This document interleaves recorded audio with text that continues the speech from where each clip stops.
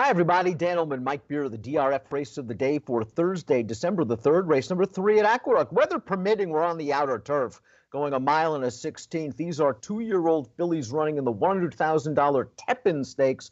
Let's take a peek at this field. You can download free formulator past performances for the Tepin Stakes on the Race of the Day event page at DRF.com. Access them, handicap along with us. We'll talk about this race from a pace standpoint. 6-5 favorite, I Dare You, entered main track only. That is a distinct possibility with the weather we've had in New York late last week, early this week. But we'll take a look at the pace projector on turf. The two, Logic and Reason, a horse that was up close to the pace going 7 last time out, expected to make the front, and I think that's what Joel Rosario's got to do, breaking from this inside post with his speed. If he can get Logic and Reason out to the front and get a blue bar scenario, it really helps this filly's chances, and she's a contender anyway.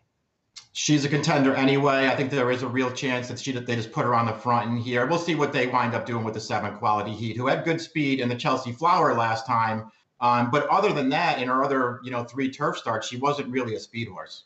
Now, remember, if this race is taken off the turf, if there are any scratches, you can always head over to timeformus.com after scratches and changes are made official. That pace projector will update after scratches and changes. Let's look at Logic and Reason's maiden win for Christophe Clement last time out, going 7 furlongs. She stayed up close to the pace. She's going to go after this pace setter right now. I thought this was a really rock-solid professional win. The fig came back nice to 75. The prior race, she ran into a really nice horse named Alms, who just came back to make it, I believe, 3 for 3 with a win in Southern California. So Logic and Reason makes a lot of sense, a lot of logic. Yeah, I mean, she's supposed to be tough in here. This was the race that we just watched there. That was a really nice maiden win for this horse who, she had run well in her first 2 career starts. That race right there got a little more distance under her. She seemed to handle it really well. She's a major, major player in this race.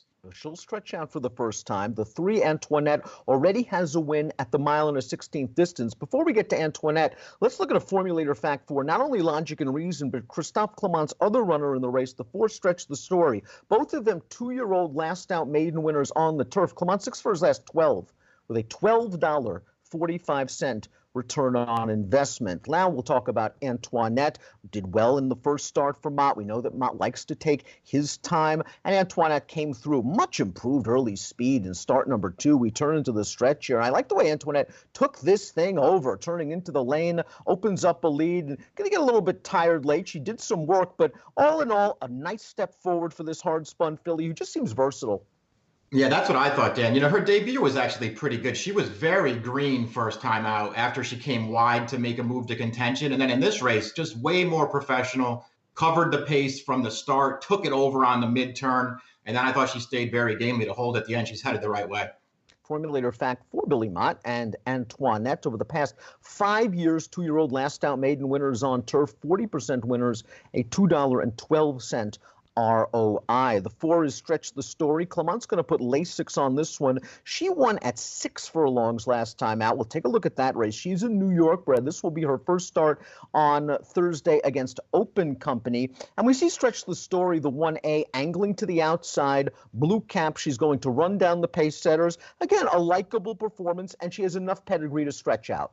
She really does have pedigree to stretch out, and the addition of Lasix could help her as well. So maybe those things will help her improve, because she really does have to improve, I think. I liked this win from her, Dan. I don't love the field that she beat. I think she's going to have to do a lot better than that. Another New York bred taking on Open Company for the first time's up next. That's more glitter for the team of Rapoli Stable, Todd Pletcher, Javier Castellano. Let's go back to her race 2 starts back, her lone turf start to date. She is the number 2. She'll end up being the beaten favorite in this race. She's angling to the inside right now, and she's going to get up to finish second behind Astoria Kitten. I think she learned a lot from this race. She returned out of it to graduate in an off-the-turf affair, but she's really bred for the turf, and I like that Todd's putting her back on the turf. I think that's going to be her preferred surface at the end of the day. I do too. I don't really have a problem with this race that we're watching right now. I did, she got wired in there by a horse who actually ran pretty well, I guess. I just sort of felt like on the turn, it looked like, to me anyway, if Castellano really had a lot of horse, he would have gone to the outside to make a run. And he didn't do that. I just wonder if it's because he didn't feel like he had enough horse to really make a race of it. I thought she ran fine. It didn't make me want to bet her in a race like this. The number 6, Enola Gay, if she runs here, would be a very strong contender for Shug McGahee, daughter of Uncle Mo, stretching out for the first time. Good effort against Stakes Company in her most recent race. But Dave Grenning, in his DRF advance for this race, indicates that she's got a cough. Shug McGahee likely to scratch Enola Gay. If she does run in here, she is a strong, strong contender. Yeah, she definitely is. If she runs in here, she is not a horse that you want to take lightly. I think Shug really wants to stretch her out, too. He sprinted her last time in her second start, but that was only after the Chelsea Flower was canceled and rescheduled because he was going to stretch her out in that race. I think she wants to go long, and if she runs here, she's going to be a major player. Speaking of the Chelsea Flower, the 7 Quality Heat earned a stakes placing in that race. We'll take a look at it right now. She showed speed at a price over a wet turf course. She's down inside, and she's pretty much beaten here by Astoria Kitten, who we saw earlier on defeat the Pletcher train runner. She's game, though. She's now passed. She's going to finish third. She has good two-turn experience. This will be her third start around 2 turns for the Marcassi barn, and we know she can be up close to what expects to be a rather pedestrian pace. Yeah, I mean, she could get a good trip in this race. I thought her Chelsea Flower was pretty good, Dan. I mean, she did fall to 2 closers at the end after, contesting the pace with Astoria Kitten for a long way in there. We'll see what Carmouche does. I wonder if he wants to get aggressive with her again because she really did run her best race last time. Let's take a look at our top selections for the $100,000 Tepin Stakes, hoping that the precipitation stops in time, that we'll be able to keep this race on the turf course. Mike, you're going with Bill Mott's runner, Antoinette. Just tons of upside potential, I think. Yeah, that's what I think, too. If this race stays on the turf, I'll be happy to take a chance with her, especially if Shug Source isn't going to run here. I think Antoinette lands in a pretty good spot.